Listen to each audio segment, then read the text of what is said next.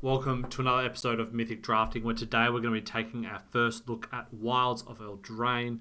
We don't have the full spoiler yet, so we're going to be taking a look at the 10 uncommon signposts for the set, but don't worry, my normal full-length set preview will be coming once we have the full spoiler. But let's start by taking a look at each of the 10 uncommon signposts, starting with Charay of Numbing Depths. This is a 2 white blue for a 2/3 legendary creature, Merfolk Wizard, and we'll see a lot of legends in this set. When it enters the battlefield, tap target creature an opponent controls and put a stun counter on it. And then whenever you tap one or more untapped creatures your opponent control, you draw a card. And this ability triggers only once each turn. So Charay is an absolute house by himself. He basically comes down, taps their best creature and stuns it, freezes it for the turn, and you draw a card, and he's a 2/3.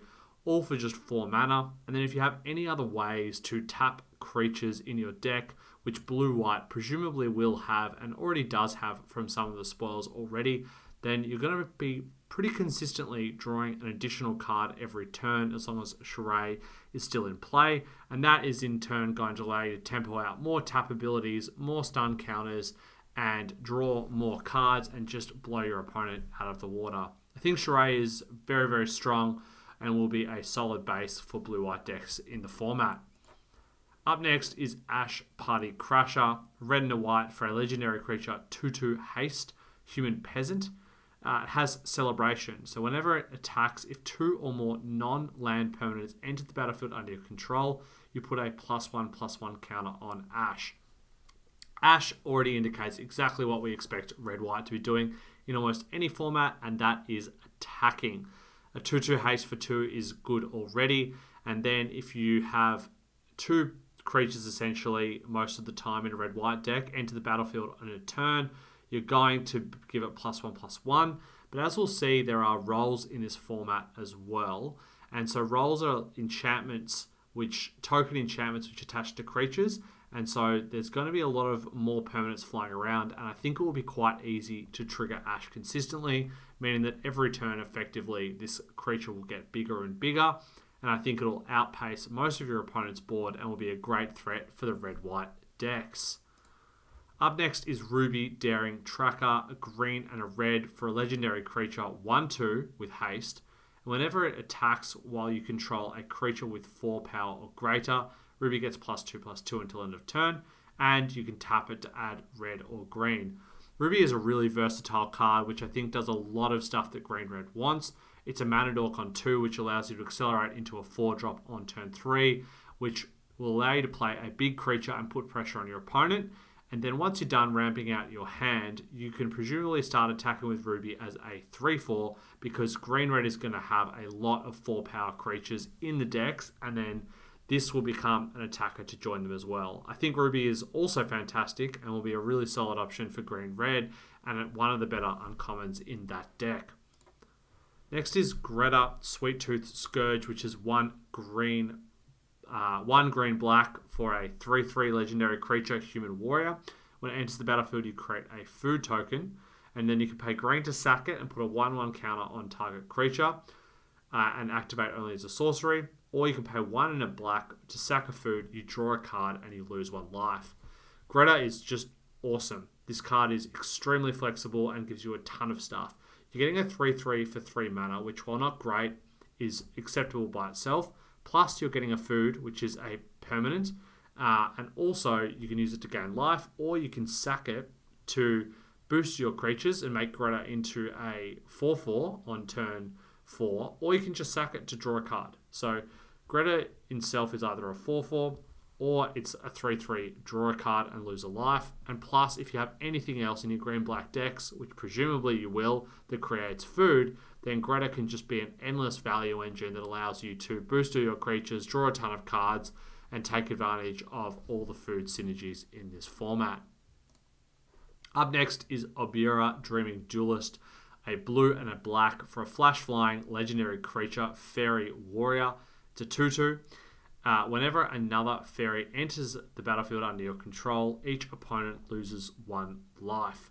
So This card is just fantastically rated. A 2/2 flyer for 2 mana. It's a Windrake for 1 cheaper. It has flash as well, and then it's going to drain your opponent every time you have a fairy enter the battlefield, and this is telling you exactly what Blue and Black wants. Blue and Black wants to have fairies in the deck, and it wants to be probably most likely a balance. I think some Blue-Black decks, if this is anything like the old Eldraine format, will be very controlling, and some of them will be more tempo, aggressive, attacking decks.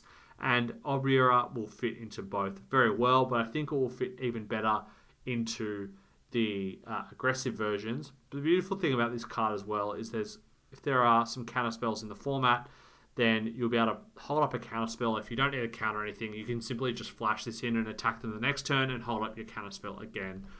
So as a lover of Blue and Black control decks, I'm very much looking forward to drafting this one and figuring out how best to optimize it. Up next is Tozintaz Swan Piper, which is 1 black-red for a legendary creature, 2/3. Whenever it or another non-token creature you control dies, create a 1/1 black rat creature token with this creature can't block, and then you can pay 1 to black to give target attacking rat you control death touch until end of turn. I think Tozintaz Swan Piper is probably one of the weaker ones we've seen so far in isolation. You're just getting a 2/3 at first rate with a little bit of upside in that if you've got rats in your deck, you can make it work. But where this one gets going is that it's basically turning all of your creatures into an additional creature. And so if there's a black-red sacrifice themed deck in the format, which I think this is signaling that there is going to be, then this is just going to be a key piece in generating enough value to sacrifice to make that deck work. And also I can just create enough creatures to attack and overwhelm your opponent as well. But certainly the ones I've looked at, this one is probably my least favourite so far, and on the face of it, the least powerful. But I'll be interesting to see how it goes in the format as it develops. Next is Sir Almont the Redeemer, which is 3 green and a white for a 4/4 legendary creature human knight. When it enters the battlefield, create a monster role token attached to another target creature you control, and enchanted creatures you control get +1/+1. So, as we discussed before, all roles are enchantments which attach to creatures, and each of the roles has a different ability/effect that it gives the creature. So, in this instance, this will attach a monster role enchantment to a creature, and that gives it +1/+1 and trample.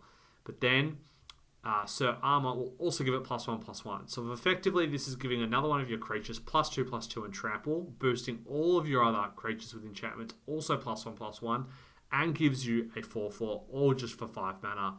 Sir Armor is fantastic. I think it's a really, really strong card, and will be a great one for green-white decks to be a curve topper in an aggressive deck. And also, if you just want to, it's also signaling that green-white's potentially going to have a lot of enchantments and role synergies. And if all your creatures are enchanted, then this will effectively a lord for your entire board. Next up is Neva, Stalked by Nightmares, a 2 white-black legendary creature, human noble. It's a 2/2 with menace. When it enters the battlefield, return target creature or enchantment card from your graveyard to your hand. And whenever an enchantment you control is put into a graveyard from the battlefield, you put a +1/+1 counter on Neva, then scry 1. So this is a fantastic card. It's a Gravedigger with additional upside because it can also get enchantments. And then whenever enchantments are being put into a graveyard from the battlefield, you put a +1/+1 counter on it. It gets bigger. You also scry to more value. And as we've just seen, there are going to be a lot of enchantments on the battlefield with role tokens. And so Neva is going to be triggering an awful lot. I think this is a fantastic card. It does a lot in terms of being a 2-for-1 on a stick, but also will eventually be a very large threat if you can build around it and have enough enchantments in your deck, which I certainly think you're going to want to.